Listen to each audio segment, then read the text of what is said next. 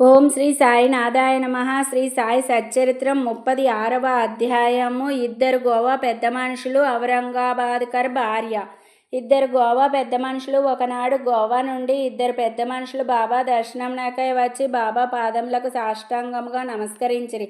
ఇద్దరు కలిసి వచ్చినప్పటికీ బాబా వారిలో నొక్కరిని 15 రూపాయలు దక్షిణ ఇమ్మనెను. ఇంకొకరు అడగకుండగానే 35 రూపాయలు ఇవ్వగా అందరికీ ఆశ్చర్యం కలుగునట్లు బాబా నిరాకరించెను. అక్కడున్న శ్యామ బాబాని ఇట్లా అడిగాను, ఇది ఏమి? ఇద్దరు కలిసి వచ్చిరి, ఒకరి దక్షిణ ఆమోదించి తిని, రెండవ వానిది తిరస్కరించి తిని, ఎందులకి భేదభావము? బాబా ఇట్లు జవాబిచ్చెను, శ్యామ, ఎందులకో నీకేమియునో తెలియదు. నేనెవరి వద్ద ఏమియో తీసుకొనను. మసీదు మాయి బాకీని కోరును, బాకీ ఉన్నవారు చెల్లించి రుణ విమోచనం పొందును. నాకు ఇల్లు కానీ ఆస్తి కానీ కుటుంబం కానీ గలవ, నాకేమీ అక్కరలేదు. నేనెప్పుడు స్వతంత్రుడను. రుణము, శత్రుత్వము, హత్య చేసిన దోషము చెల్లించియే తీరవలను. దానిని తప్పించుకున్న మార్గం లేదు. పిమ్మట బాబా తన విశిష్ట ధోరణిలో నిట్లాను. ప్రప్రథమమున అతడు పేదవాడు. ఉద్యోగం దొరికినచో మొదటి నెల జీతం నిచ్చెదనని తన ఇష్టదైవమునకు మొక్కుకొనెను. అతనికి నెలకు 15 రూపాయలు ఉద్యోగం దొరికెను. క్రమముగా జీతం పెరిగి 15 రూపాయల నుంచి 30, 60, 100, 200 వరకు హెచ్చెను. తుదకు 700కు హెచ్చెను. అతడు ఐశ్వర్యం అనుభవించు కాలమందు తన మొక్కును మరచెను. అతని కర్మఫలమే అతని నిటకు ఈడ్చుకొని వచ్చినది. ఆ మొత్తమునే 15 రూపాయలు నేను దక్షిణ రూపముగా అడిగి తిని. ఇంకా కథ. ఆ సముద్ర తీరమున తిరుగుచుండగా ఒక పెద్ద భవనం వద్దకు వచ్చి దాని వసారాపై కూర్చుండిని. యజమాని నన్ను బాగుగా ఆదరించి చక్కని భోజనం పెట్టెను. బీరువా ప్రక్కన శుభ్రమైన స్థలం చూపి అక్కడ పరుండమనెను. నేనిక్కడ నిద్రపోయితిని. నేను గాఢ నిద్రలో నుండగా మనిషి ఒక రాతి పలకను లాగి గోడకు కన్నం చేసి లోపల ప్రవేశించి నా జేబులోనున్న ద్రవ్యమును అంతయు దొంగిలించెను. నేను లేచి చూచుకొనగా 30,000 రూపాయలు పోయినవి. నేను మిగుల బాధపడితిని, ఏడ్చుచు కూర్చుంటిని. పైకమంతయు నోట్ల రూపముగా నుండెను. ఆ బ్రాహ్మణుడే దానిని దొంగిలించెననుకొంటిని. భోజనము నీరు రుచించవయ్యెను. వసారాపై ఒక పక్ష కాలం కూర్చుండి నాకు కలిగిన నష్టమున కేడ్చుచుంటిని.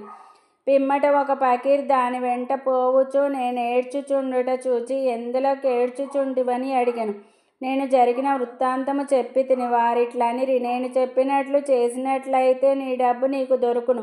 ఒక ఫకీరు వద్దకు వెళ్ళుము, వారి చిరునామానే నిచ్చెదను. వారి శరణు వేడుము, వారు నీ పైకము నీకు తిరిగి తెప్పించెదరు.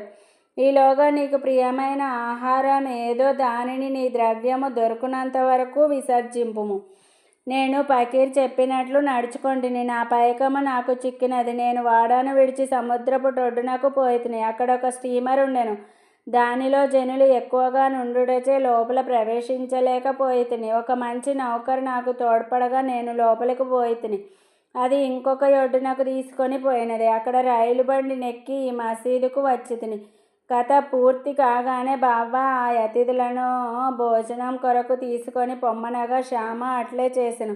శ్యామ వారిని ఇంటికి తీసుకొని పోయి భోజనం పెట్టెను. భోజన సమయంలో శ్యామ బాబా చెప్పిన కథ చిత్రముగా నున్నదనెను. బాబా వారెన్నడూ సముద్ర తీరమునకు పోయి ఉండలేదు. వారి వద్ద 30,000 రూపాయలు ఎప్పుడూ లేకుండెను. ఎన్నడూ ప్రయాణం చేయలేదు. ద్రవ్యం ఎప్పుడునూ పోవుట గాని వచ్చుట గాని జరగలేదు. కాన దాని భావం తమకు ఏదైనా తెలిసినదా అని వారిని అడిగెను. అతిథుల మనస్సులు కరిగెను. వారు కండ్ల తడి పెట్టుకొనిరి. ఏడ్చుచు బాబా సర్వజ్ఞుడు, అనంతుడు, పరబ్రహ్మ స్వరూపుడే అని నుడివిరి. బాబా చెప్పిన కథ మా గూర్చియే. వారు చెప్పినదంతయు మా విషయమే. వారికి ఎట్లు తెలిసెనో ఎనున్నది గొప్ప చిత్రం. భోజనమైన తర్వాత పూర్తి వివరములను చెప్పెదమనిరి.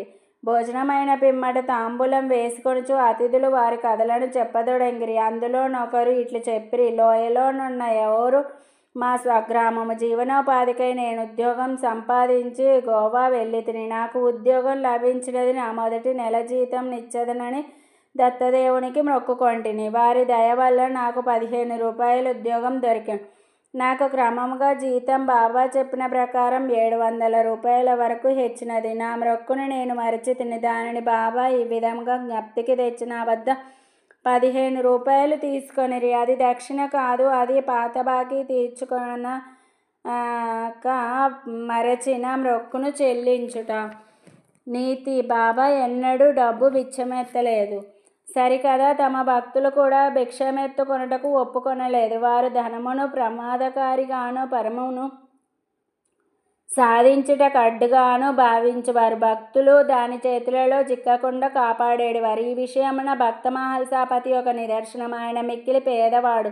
అతనికి భోజన వసతికి కూడా జరుగుబాటు లేకుండెను. అయినను అతడు ద్రవ్యం సంపాదించుటకు బాబాయ్ అనుమతించలేదు. దక్షిణలో నుండి కూడా ఏమీ ఇయ్యలేదు. ఒకనాడు ఉదారవర్తకుడైన హంసరాజు అను బాబా భక్తుడొకడు చాలా ద్రవ్యమును బాబా సమ్ముఖమున మహల్సాపతికి ఇచ్చెను. కానీ బాబా దానిని పుచ్చుకొనుటకు అనుమతించలేదు. పిమ్మట రెండవ అతిథి తన కథనిట్లు ప్రారంభించెను. నా బ్రాహ్మణ వంట మనిషి నా వద్ద 35 రూపాయల నుండి నౌకరి చేయుచుండునను. దురదృష్టమున వాడు చెడు మార్గంలో పడెను. వాని మనస్సు మారిపోయాను. వారు నా ద్రవ్యమునంతయు దొంగిలించెను. రాతి పలకను తొలగించి ధనము దాచిన భోషాణమున్న గదిలో ప్రవేశించి నా ఆస్తి సర్వమును అనగా 30,000 రూపాయల కరెన్సీని దొంగిలించి పారిపోయాను. బాబా సరిగా ఆ మొత్తమునే ఎట్లు చెప్పగలిగానో నాకు తెలియదు. రాత్రింబవళ్ళు ఏడ్చుచూ కూర్చుంటిని. నా ప్రయత్నములన్నీ విఫలమైనవి. ఒక పక్షం వరకు చాలా ఆరాటపడుతుని. విచారగ్రస్తుడనై దుఃఖముతో అరుగుపై కూర్చొని ఉండగా ఒక ఫకీరు నా స్థితిని కనిపెట్టి కారణమును తెలిసికొనెను. నేను వివరములన్నీ తెలిపితిని. అతడు షిరిడీ సాయి అను ఔలియా ఉన్నారు. వారికి మ్రొక్కును. నీకు ప్రియమైన ఆహారమును విడువుము. నీ మనస్సులో వారి దర్శనము చేయు వరకు నీకు ప్రియమైన ఆహారమును తినునని మ్రొక్కుకొనెను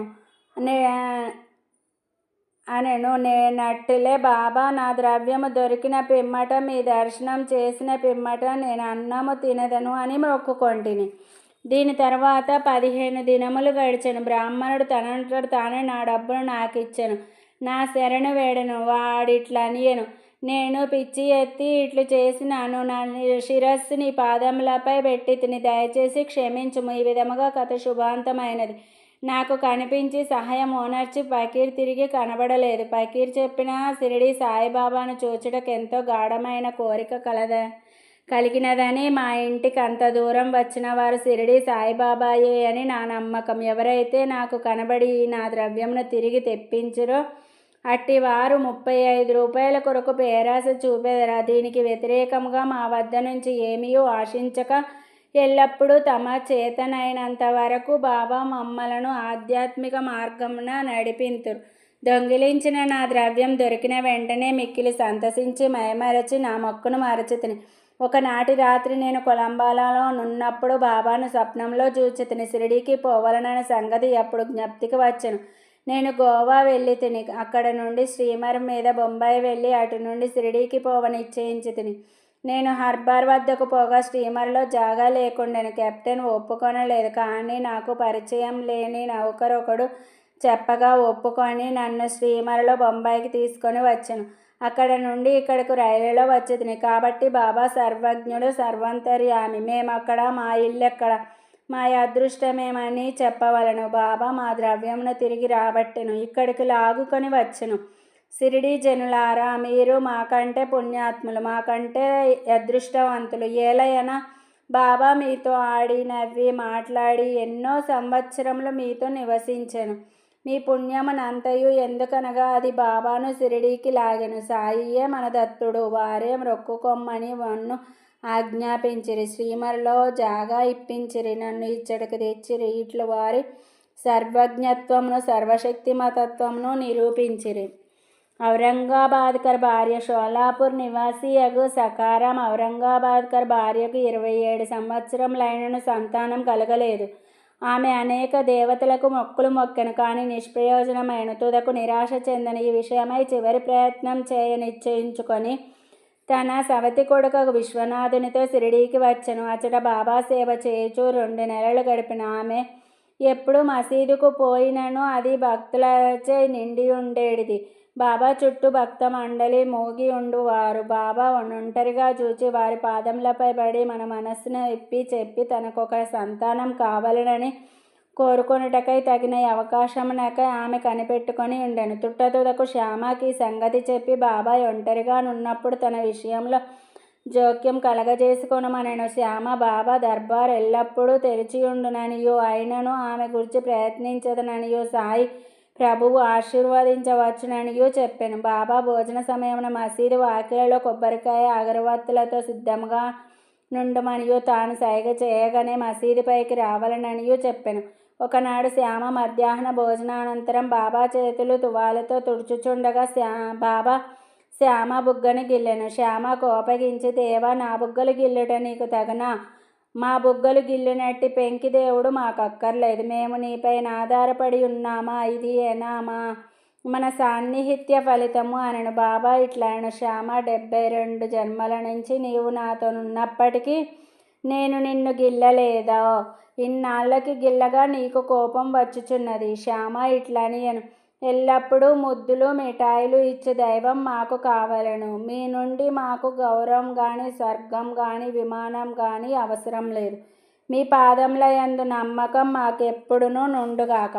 బాబా ఇట్లను, అవును, నేను వచ్చినది అందుకే. ఇన్నాళ్ళ నుంచి మీకు భోజనం పెట్టి పోషించుచుంటిని. నీ యందు నాకు ప్రేమానురాగములున్నవి. అట్లనుచు బాబా పైకి వెళ్ళి తన గద్దెపై కూర్చొనను. శ్యామ ఆమెను సైగ చేసి రమ్మనను.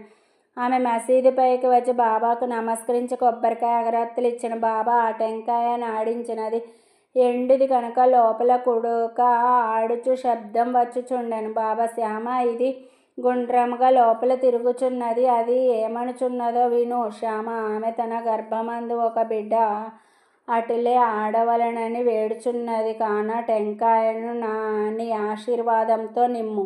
బాబా టెంకాయ బిడ్డను ప్రసాదించిన. అట్లా అనుకొనుటకు ప్రజలెంత అమాయకులు. శ్యామ, నీ మాటల మహిమ అయ్యో ఆశీర్వాదమో ప్రభావమునో నాకు తెలియను. నీ ఆశీర్వాదమే ఆమెకు బిడ్డల పరంపరను ప్రసాదించును. నీవు మాటలచే కాలయాపన చేచు ఆశీర్వాదమును ఇవ్వకున్నావు. ఆ సంవాదం కొంతసేపు జరిగిన. బాబా పదే పదే టెంకాయను కొట్టుమనుచుండెను. శ్యామ టెంకాయను కొట్టకుండా నా స్త్రీకే ఇవ్వమని వేడుచున్నాను. తుదకు బాబా లొంగి ఆమెకు సంతానం కలుగునను. ఎప్పుడని శ్యామ అడిగిన. 12 మాసంలోనని బాబా జవాబిచ్చును. టెంకాయను పగలగొట్టిరి. ఒక చిప్పని ఇరువురు తినిరి. 2వ చిప్పను ఆమెకిచ్చిరి. అప్పుడు శ్యామ ఆ స్త్రీ వైపు తిరిగి, అమ్మా, నీవు నా మాటలకు సాక్షివి. నీకు 12 మాసములలో సంతానం కలగనిచో ఈ దేవుని తలపైన ఒక టెంకాయను కొట్టి ఈ మసీదు నుంచి తరిమివేసెదను. ఇందుకు తప్పినచో నేను మాధవుడను గాను, మీరు దానిని చూచెదరుగాక అనెను.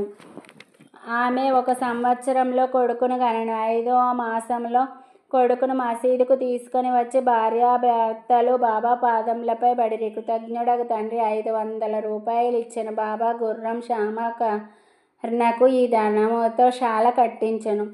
36వ అధ్యాయం సంపూర్ణం. సద్గురు శ్రీ సాయినాథార్పణమస్తు. శుభం భవతు. Thanks for watching Devotional Updates channel. Please like, share and subscribe to this channel for more updates. Thank you.